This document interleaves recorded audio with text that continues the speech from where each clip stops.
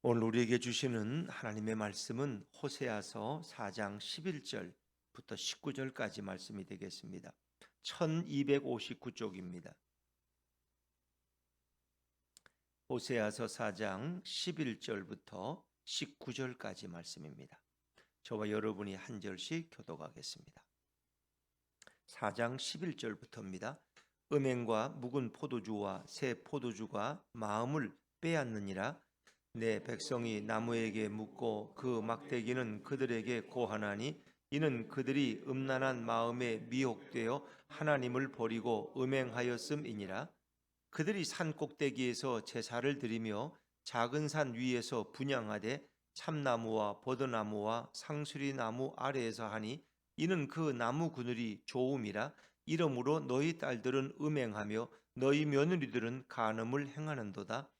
너희 딸들이 음행하며 너희 며느리들이 간음하여도 내가 벌하지 아니하리니 이는 남자들도 창기와 함께 나가며 음부와 함께 희생을 드림이니라.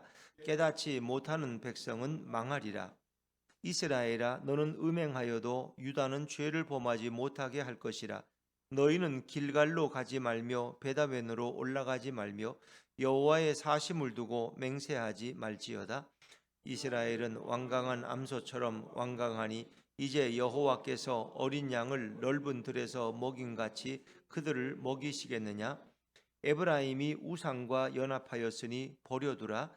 그들이 마시기를 다하고는 이어서 음행하였으며 그들은 부끄러운 일을 좋아하느니라. 19절을 같이 읽습니다. 바람이 그 날개로 그를 쌌나니 그들이 그 재물로 말미암아 부끄러운 일을 당하리라. 아멘.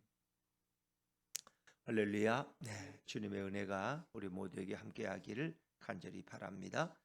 자, 우리는 호세아서 4장 1절부터 10절까지 앞부분의 말씀을 통해서 하나님을 아는 지식이 없다 하는 이런 말씀을 우리가 묵상했습니다. 그들에겐 진실도 없고 인애도 없고 하나님을 아는 지식도 없다. 여러분, 세상에 가장 귀한 지식은 다양하겠죠. 원자력에 관한 지식, 전기, 사회, 경제 여러 지식이 있겠지만 가장 소중한 지식은 하나님을 아는 지식이다.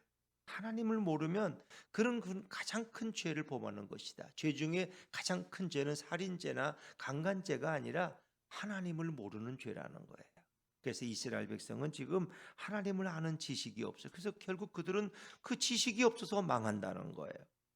4장 6절에 보니까 내 백성이 지식이 없으므로 망하는도다. 하나님에 대한 지식이 없어요. 그래서 이 호세아서의 주제는 사랑이면서 동시에 하나님을 아는 지식이에요. 호세아서 6장에 가면 너희가 하나님을 알자, 힘써 여호와를 알자. 하나님을 아는 지식이 이들에게 없다는 거예요. 그래서 그들은 번성할수록 더 범죄하고, 그리고 그들의 영화가 욕이 되고, 또 그들은 많이 먹어도 배부르지 않는다 그랬어요. 자, 우리 4장 10절 말씀도 한번 읽어볼까요? 어제 읽은 말씀이지만 우리 4장 10절도 다시 한번 읽죠. 시작. 그들이 먹어도 배부르지 아니하며 음행하여도 수요가 늘지 못하니 이는 여호와를 버리고 따르지 아니하였음이니라. 아멘. 우리는 먹방이라는 게 많고 또 먹으려면 얼마든지 먹을 수 있어요. 먹는 건 그렇게 비싸지 않아요. 사치하는 게 어렵지 먹는 거는 누구나 다 먹을 수 있어요. 그런데 만족이 없다는 거예요. 아무리 먹어도 만족이 없어. 행복이 없어. 기쁨이 없어. 먹어도 외로워. 그래서 어떤 사람들은 이렇게 많이 먹는 것으로 자기를 위로하는 사람들이 있어요. 근데 그걸 먹고 나도 고통스럽기만 하고 비만만 되는 거지 마음에 행복이 없다는 거예요. 이게 참 문제죠. 그래서 이게 사회적인 문제가 되는 거예요. 사회적인 문제가 되는 거예요. 먹어도 행복하지 않다. 그래서 먹지 못해서 자살하는 게 아니라 외로워서 자살, 우울해서 자살하고 행복하지 못해서 자살한다. 음행하여도 수요가 늘지 못한다. 지금처럼 이렇게 음란이 만연된 사회는 없을 거예요. 다 호텔이나 모텔은 다 대낮 영업으로 돈을 벌어. 밤에 오는 손님보다 낮에 오는 손님이 더 많아. 그렇다고 인구가 늘지는 않아요. 왜? 하나님이 막으셨기 때문에. 인구 절벽을 결국은 느낄 수밖에 없다. 이 모든 이유가 뭐냐? 10절에 분명하게 이는 여호와를 버렸다는 거예요. 여호와를 따르지 아니했다는 거예요. 하나님을 버리고 하나님을 따르지 않으니까 이 민족이 먹어도 만족이 없고 아무리 음란한 일을 행해도 인구가 자꾸 줄인다는 거예요. 하나님을 버렸기 때문에. 이 하나님을 왜 버리냐? 왜 예수님 따르기를 거부하느냐? 이유는 간단해요. 마음이 딴 데 있다는 거예요. 마음을 뺏기면 다 뺏긴 마음. 왜 부부 사이가 자꾸 서먹서먹해지고 왜 부부 사이가 좀 어색해지냔 말이야. 예전 같지가 않아. 처음 우리 신혼 때와 같지 않아. 뭔가 거리감이 느껴져. 왜 그럴까요? 서로 마음을 주지 않기 때문에. 마음이 딴 데가 있다. 마음을 뺏겼기 때문에. 예전처럼 정말 누워도 그저 자기 애인이 생각이 나고 어디 여행을 다녀도 그저 머릿속에는 빨리 집에 돌아갈 생각밖에 없고 그 마음이 거기가 있는 마음. 근데 지금은 마음을 뺏겼다. 자, 우리 4장 11절 말씀을 읽어볼까요? 4장 11절입니다. 시작. 음행과 묵은 포도주와 새 포도주가 마음을 빼앗느니라. 이들의 음행, 이것은 두 가지를 다 포함해요. 영적인 간음이 궁극적으로는 결과인데 그들은 육체적인 음행에도 깊이 빠진 백성이라. 이 북이스라엘을 가리키는 거예요. 묵은 포도주, 새 포도주 뭐 다 좋은 거예요. 포도주는 묵을수록 또 값이 비싸요. 10년, 100년짜리 되면 더 비싸죠. 새 포도주든 묵은 포도주든 그들은 술 취함에 빠져서 마음을 뺏겼다. 마음을 뺏겼어.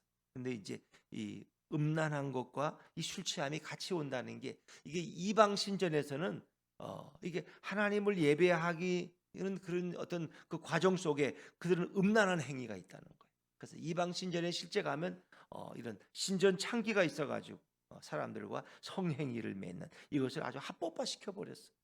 그러니까 육체적으로도 그들은 음란하고 또 그것은 하나님을 떠나서 우상을 숭배하는 영적 간음으로 이어진다는 거예요.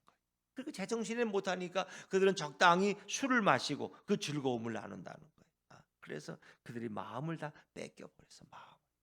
그래서 우리 마음이 어디에 있느냐가 참 중요한데 그들이 마음을 뺏겨버렸다. 자, 12절도 비슷한 말씀이에요. 12절도 같이 읽어보죠. 시작.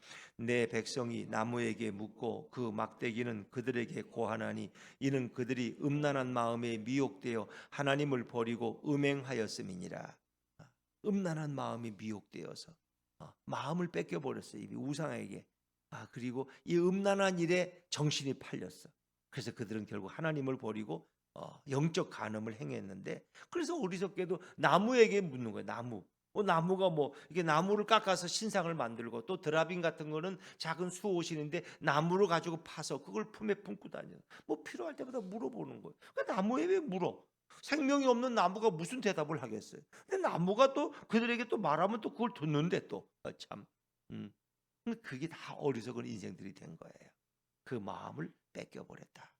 음란한 마음에 미혹돼요. 그러니까 마음이 중요한 거. 마음이 떠나면 이미 안 되는 거예요. 부부 사이도 마음이 떠나면 이 겉도는 거예요. 대화도 겉돌고 모든 게 겉도는 거예요. 마음을 달라. 주님은 우리가 마음을 원하는 거예요. 그래서 우리가 예배할 때 내 마음을 다하고 목숨을 다하고 뜻을 다하고 힘을 다하여 주 너의 하나님을 예배하고 주 너의 하나님을 사랑하는 거예요. 마음이 떠나면 안 돼. 마음. 몸은 있지만 마음은 다른 외간 남자의 마음 품에 가 있다면 이거 참 그게 식물 부부지 무슨 진정 사랑하는 부부라고 말할 수 있겠어요? 하나님은 너의 마음을 원한다. 우리 중심을 원하시는 거야. 근데 이스라엘 백성들은 하나님 앞에는 하나님이 재물 좋아하니까 재물이나 갖다 바치고 좀 죄지면 또 속죄 재물 갖다 바치고 이러면 끝. 내 마음은 다 딴 데 가 있어. 우상에게 가 있어. 하나님이 무슨 돈이 필요해서 돈 가져오래요? 양이 배고파서 양고기, 소고기 먹겠다고 가져오라는 거 아니잖아요. 너의 마음을 내가 원한다. 너의 마음을 내게 달라는. 그 마음이 있는 곳에 물질도 따라가고 마음이 있는 곳에 내 시간도 드리고 헌신도 드리고 마음이 떠났다. 그래서 잠언 4장 24절 여러분이 너무 잘 아는 말씀이지만 무릇 지킬 만한 것 중에 내 마음을 지키라. 생명의 근원이 이에서 납니다. 내 마음을 지켜야 돼. 마음이 흔들리면 삶이 흔들리고 그러면 하나님. 근데 이들 백성은 보면 완전히 하나님을 떠난 건 아니에요. 또 두 달이 걸친 거예요. 그래서 여기도 맹세하지 말라 이러면 맹세도 하고 서원도 하고 재물도 바쳐요. 그들은 다. 그러면서도 또 우상을 숭배. 그러니까 하나님과 세상을 동시에 섬기는 이제 그런 모습이 이스라엘의 타락한 모습이 타락한 모습. 그들은 거기에 빠져 있다는 거예요. 그래서 하나님은 그들에게 돌아오라고 하지만 돌아오지를 못해요. 이게 이제 특히 주전 8세기의 북이스라엘의 모습을 이야기하는 거예요. 공공연하게 우상이 숭배되고 산에서 우상에게 예배가 드려진다는 거죠. 13절 말씀을 넘어가 볼까요? 4장 13절, 4장 13절 시작. 그들이 산 꼭대기에서 제사를 드리며 작은 산 위에서 분향하되 참나무와 버드나무와 상수리나무 아래에서 하니 이는 그 나무 그늘이 좋음이라. 이러므로 너희 딸들은 음행하며 너희 며느리들은 간음을 행하는도다. 이 딸들 며느리들은 온 백성이 다 이렇게 영적 간음에 빠지고 음행에 빠져. 산꼭대기에서 제사드리고 작은 산 위에서, 그래서 그들은 높은 산, 또 뭐 중간 산에서, 또 푸른 나무 숲 밑에서, 또 참나무 버드나무 상수리 나무 아래에서 그들은 제단을 쌓고 거기서 그들이 우상을 숭배했다는 거예요. 그런데 모든 백성이 다 이렇게 영적 간음에 빠져버렸다. 실질적으로 음란한 일도 하면서도 또 영적 간음에 빠져서 하나님을 떠나서 우상 숭배에 빠져. 그러니까 거의 이 육체적인 음란한 것과 영적인 간음은 거의 같이 간다는 거 아세요? 그래서 이방 신전에, 고린도 교회에도 보면 이방 신전에는 다 신창들이 있어. 거기서 음란한 일을 행하고 또 그들의 우상에게 또 예배하고 이런 윤리적인 도덕이 무너지는, 마치 예전에 통일교, 뭐 문선명 이런 것처럼 어떤 피가름을 만들어 가지고 이렇게, 또 요즘 정명석이 JMS 다 이런 이 잘못된 데서 나오는 거예요. 그런 이단들은 지금도 존재하는 거예요. 사람들이 제일 관심 있는 게 성적인 거거든. 그걸 이용해 사람들을 미혹한단 말이에요. 마음을 빼앗고, 그리고 자기들의 우상을 정당화시킨다. 자, 그런데 이제 무서운 말씀이 진짜 14절에 나와요. 14절 말씀을 좀 주의해서 한번 읽어보죠. 시작. 너희 딸들이 음행하며 너희 며느리들이 간음하여도 내가 벌하지 아니하리니 이는 남자들도 창기와 함께 나가며 음부와 함께 희생을 드림이니라. 깨닫지 못하는 백성은 망하리라. 근데 이 이상, 아니 딸들이 음행하고 며느리들이 간음하면 어떻게 해요? 당장 벌을 해야지, 징계를 해야 되는데 하나님이 벌하지 않아. 왜 벌하지 않느냐? 이유가 있어. 왜 딸들만 벌하냐? 잘못이냐? 남자들도 다 바람피고 다니는, 남자들도 창기와 함께 나가며 음부와 함께 희생을. 그렇기 때문에 뭐 누구를 벌할 수가 없어. 그렇지 보면 지금 뭐 그런다고 어디 벌하겠어요? 그냥 내버려두는 거야 그냥. 딸들도 며느리들도 간음하고 남자들도 다 그러고, 이거는 육체적인 음란함과 영적인 간음을 동시에 다 행하고 있는 거예요. 그래서 하나님은 그냥 벌하지 않겠다. 이 벌하지 않겠다는 것은 죄가 없어서 벌하지 않겠다는 게 아니라 벌할 수가 없다는 거. 왜? 저렇게 하면 다 죽여야 돼. 다 죽여야 돼. 이거는 치유가 불가능하고 회복이 불가능해. 너무 병이 깊이 들어서 손대봐야 이건 안 돼. 그러니까 우리가 병원에 가도 이건 치료가 가능한 암은 치료해보자 그래. 방사선 치료하자 그러고 뭐 약 치료하자 그러는데 도저히 불가능해. 너무 온몸에 다 파져서 너무 깊어. 그럼 그냥 의사가 그냥 집에 가서 드시고 싶은 거 드시고 여행하고 싶은 거 여행하고 다니고 그러세요. 하고 싶었던 거 있으면 다 하세요. 그냥 괜히 신경 쓰지 마시고 그 진통제나 좀 놔주고 그리고 집에 가라. 왜? 이건 치유가 불가능하니. 이건 이제 어느 인계점에, 한계점에 다다른 거야. 이제는 심판만 기다리고 있는 거야. 이제. 그래서 하나님은 그때는 벌하지 않겠다. 내가 잘못했는데도 하나님이 벌을 안 해. 그러면 굉장히 아주 근사해요. 근데 그게 불행. 그 사람은 하나님이 버리기로 작정했다. 내가 잘못할 때 하나님이 매를 때리시면 하나님이 나를 사랑하시는구나. 왜? 사랑하는 자는 징계하시니까. 그런데 그냥 징계도 안 해. 모든 게 평안하고 잘 돼 그냥. 그러면 하나님이 버리시기로 작정했다는 거예요. 작정. 이게 그래도 그래서 결국 그들은 하나님이 포기한 인생이 되어버리고 만. 깨닫지 못하는 백성은 망하리라. 이걸 빨리 깨달아야 돼. 이걸 깨닫지 못하면 멸망당. 깨닫는다는 것은 고통을 느끼고 하나님을 느끼처럼 이렇게 하나님의 사랑과 징계를 깨달아야 돼. 그걸 깨닫지 못하면 결국 망해. 자, 우리 좀 이어서 좀 더 나아가죠. 15절입니다. 15절 같이 읽죠. 15절. 호세아서 4장 15절 시작. 이스라엘아 너는 음행하여도 유다는 죄를 범하지 못하게 할 것이라. 너희는 길갈로 가지 말며 베다웬으로 올라가지 말며 여호와의 사심을 두고 맹세하지 말지어다. 이스라엘아 너는 음행하여도, 이스라엘은 북이스라엘을 가리키는 거다. 지금 남북이 존재해요. 주전 8세기이기 때문에 아직 바벨론에 멸망하기 전이에요. 이스라엘은 무명한 유다는 죄를 범하지 못하게 할 것이라. 유다는 그러니까 그 유다는 북이스라엘보다 조금 나아요. 그래서 하나님께서는 가능하면 유다는 좀 이스라엘과 좀 달라서 유다는 너희는 범죄하지 말라는 거예요. 이스라엘처럼. 북이스라엘은 지금 아주 한계점에 다다랐기 때문에 그래서 유다에게 하시는 말씀이 너희는 길갈로 가지 말며 베다웬으로 올라가지 말라. 길갈이라는 것은 선지 학교가 있던 곳이에요. 근데 지금은 그것이 우상의 아주 중심 센터가 됐어. 그 유다 백성들에게 너희는 길갈로 가지 말아라.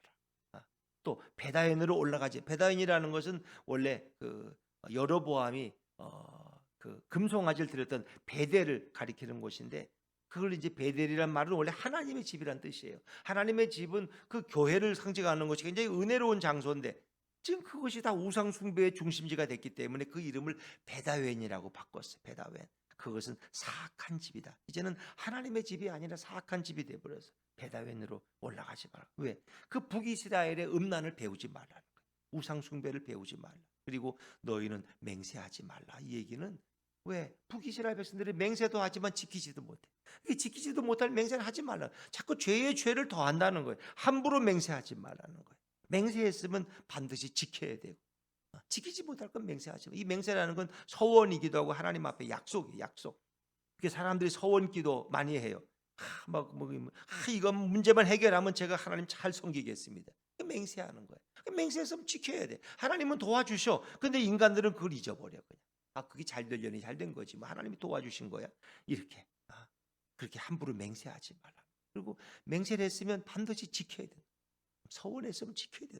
하나님 앞에서 약속한 것은 이제 그런 의미예요. 이제 그들도 서원도 하고 맹세도 하는데 함부로 하지 말라는 거예요. 유다는. 이스라엘은 맹세도 하지만 그들은 그 맹세를 쉽게 어겨버리니까 죄의 죄를 더하고 있는 거예요. 그래서 유다에게 경고하는 말씀. 자, 다시 돌아와서 또 16절에 북이스라엘은 어느 정도로 타락했느냐? 16절 말씀이에요. 16절 같이 읽죠. 시작. 이스라엘은 완강한 암소처럼 완강하니 이제 여호와께서 어린 양을 넓은 들에서 먹인 같이 그들을 먹이시겠느냐? 이 얘기는 언제까지 그런 뜻이 언제까지? 이 타락 완강한 암소 완강하니 이 워낙 고집이 세고 이스라엘 북이스라엘은 이거 도저히 돌아오지가 않아. 회개할 기미가 없어. 너무 깊이 병들어서 고집이 세서 뭐 누가 말해도 안 들어. 하나님 말씀에도 안 듣죠. 예언자들의 또 예언은 얼마나 많았겠어요. 그러니까 이제 그 북이스라엘 타락한 그 백성을 언제까지 내가 그냥 두고 보겠느냐. 이제 곧 심판이 다가왔다는 거예요.